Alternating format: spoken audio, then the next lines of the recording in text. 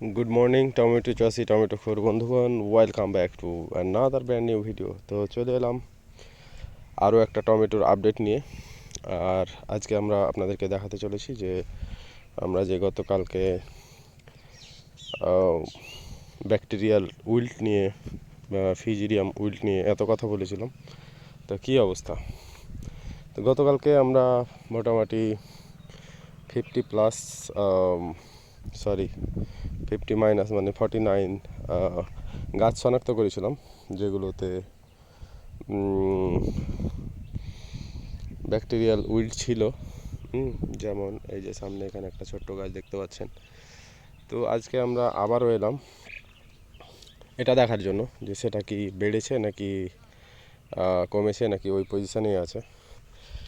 তো আমার কেমন জানি মনে হচ্ছে যে খুব একটা বেশি মনে হচ্ছে না, আগে যেরকম ছিল ওইরকমই লাগছে।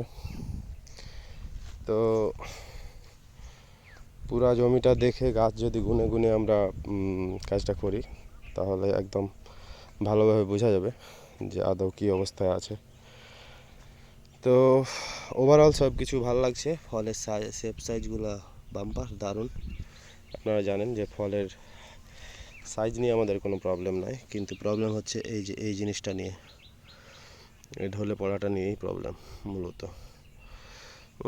তো এই যে গাছটা ঢলে পড়ে আছে, এর পাশেই দেখেন কত সুন্দর সুন্দর ফল ধরে আছে, দেখতেই ভালো লাগছে। আর মোটামুটি 12-14টা দিন পরেই আমরা এই ফলগুলো হারভেস্ট করতে পারবো ইনশাআল্লাহ, কোনো ধরনের টেনশন ছাড়াই। সরি। তো ভাই সাব জাস্ট ওয়াও হয়ে আছে। আর এটা সূর্যের বিপরীতে চলে গেল মনে হয়, ভিডিওটা খুব একটা ভালো লাগবে না,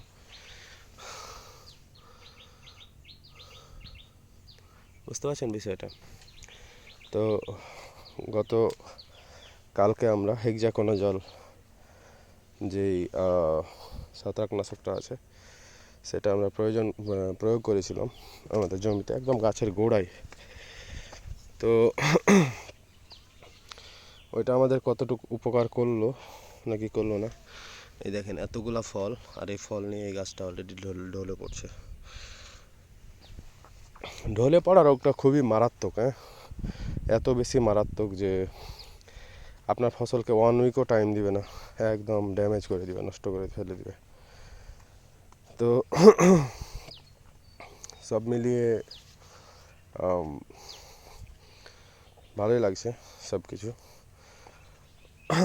আমার কেন জানি মনে হচ্ছে নতুন করে আমি ঢলে পড়া রোগটা দেখতে পাচ্ছি না। তবে এই যে গাছটা দেখেন ঢলে পড়েছে। আর এই জিনিসটা থেকে আমরা যদি একটু নিস্তার পাই, আমরা কোনো রকমে যদি খালি 15টা দিন আমরা ঢলে পড়া রোগটা থামিয়ে রাখতে পারি, তাহলেই কিন্তু we are good to go হয়ে যাবো। মানে আমাদের আর কোনো প্রবলেম থাকবে না। বলতে আমরা ফার্স্ট হারভেস্টিংয়ে চলে যেতে পারবো।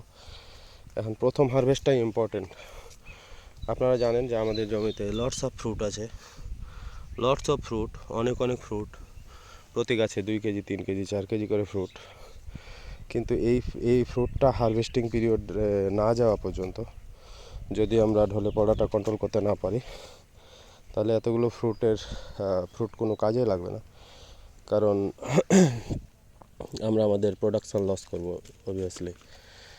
সো আমরা কোনোভাবে প্রোডাকশান লস না করেই আমরা ফ্রুট হারভেস্টিংয়ে যেতে চাই।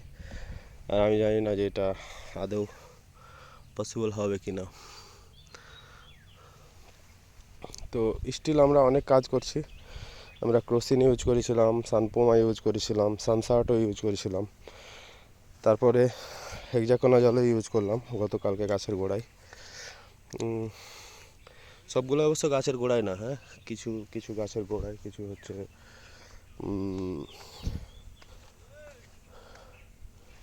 হচ্ছে ইয়েতে স্প্রের মাধ্যমে। তো সব মিলিয়ে ভালোই আর কি, ভালোই চলছে। ঠিক আছে, আজকের মতো ভিডিও শেষ করি, দেখা হচ্ছে পরবর্তীতে। Have a good time.